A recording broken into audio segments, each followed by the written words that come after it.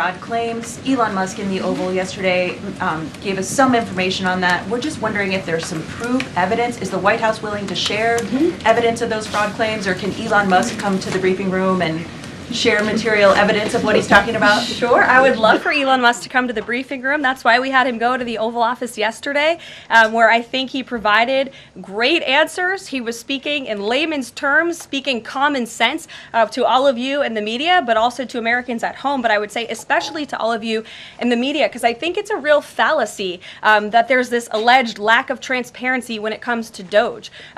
President Trump and Elon Musk have been incredibly transparent on what DOGE is doing. There is an X account with the DOGE handle. They are tweeting out what they are doing on a daily basis. They have a website where they are posting the receipts of the contracts that they are reviewing and the payments that they have stopped from going out the door. The secretaries of our departments have stopped from going out the door. And I would also say that before it was Elon Musk making our government efficient and accountable, it was some unnamed bureaucrat that none of you knew. Elon Musk is the richest man in the world. He's also now one of the most highly scrutinized men in the world alongside President Trump because of what he's doing and the access that he is allowing. So there's great transparency. As for the actual receipts, we are happy to provide them, and I actually brought some today because all of you know I love to bring the receipts. We have contracts upon contracts that we can send and provide this information to you. Let me be very clear. We are not trying to hide anything. We have been incredibly transparent, and we will continue to be. These are screenshots of contracts that DOGE found across our government. This is a DEI contract, $36,000 for U.S. citizenship and immigration services. That is against the president's policies and his America First agenda. This is a $3.4 million contract, a Council for Inclusive Innovation at the U.S. Patent and Trademark Office, Department of Commerce, another DEI contract that DOGE identified. I can continue to go through these. Oh, I love this one, $57,000 for climate change in Sri Lanka. What is this doing to continue the interests of the American people? Absolutely nothing. These are the line items across the federal government that DOGE is identifying daily. They're moving very fast. There's a lot of paper that we can show you, but we're happy to do it. This administration has been more than transparent about what DOGE is doing. And here's one of their tweets that they posted about the mine. I believe this is in Pennsylvania, where the federal employee retirement system is being processed. Did anybody know this was even happening in our country before Elon Musk talked about it in the Oval Office yesterday?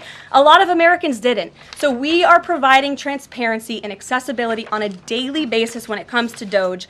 And I also have a DOGE daily report, if anybody would like it, on all of the things that they are identifying and finding. We're happy to provide this information to you. We're talking about it every single day. Are all those things you just mentioned fraud, or are they waste, or are they just contrary to the president's policies? I would argue that all of these things are fraudulent, they are wasteful, and they are an abuse of the American taxpayer's dollar.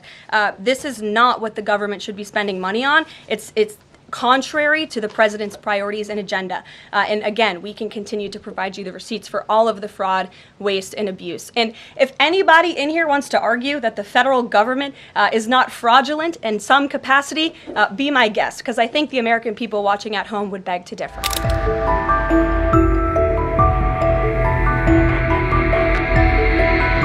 I want to go back to DOGE just for a second. Earlier, the subcommittee headed by Chairman Marcia Taylor Greene, her and her staff discovered $2.7 trillion in improper payments to Medicare, Medicaid, overseas, to people who should not have gotten it. Some in this room might have missed that press conference. Can you elaborate on what the president is thinking at this point?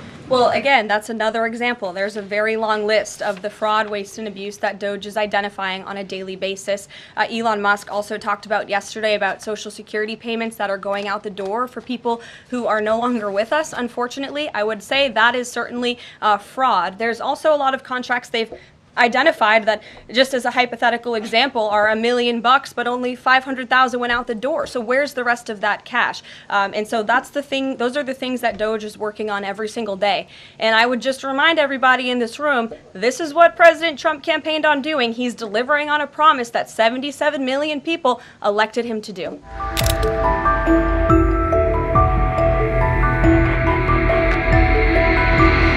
You talked about the transparency with DOGE and Elon Musk's press availability yesterday. There is a conflict of interest law in place that says that people who have personal interests can't interact with government entities that could touch on those. Has President Trump signed a waiver for Elon Musk? Does such a thing exist? If it does, will you guys release it in the interest of transparency that he's committed to? I have not seen the law that you are referring to. What I can tell you is that Elon Musk, as I've confirmed before, is a special government employee.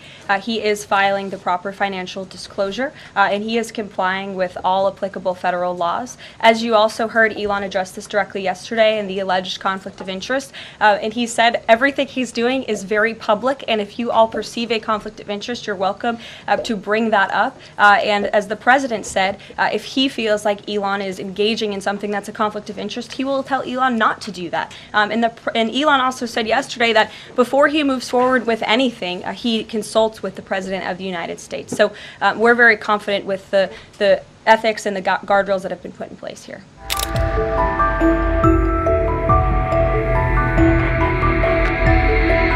About the $59 million that FEMA sent to New York City migrant hotels. Secretary Kristi Noem just put out a statement saying that she's clawed back the full payment that FEMA activists unilaterally gave to NYC migrant hotels. She wrote, "Mark my words, there will not be a single penny spent that goes against the interest and safety of the American people." What does the response of the Trump administration send to any federal bureaucrats that are thinking about obstructing the president's agenda? They will be held accountable. The president is signing executive orders daily, and he expects all officials across the administration, regardless if they are a political appointee or if they are a career bureaucrat, to adhere to the will of the American people and the 77 million Americans who re-elected President Trump. He is here for a reason, and he is focused every day on implementing his administration's goals, and sending $59 million to a migrant hotel to house illegal immigrants when there are still people in North Carolina and California who have not received FEMA funding is not something that this administration is going to tolerate.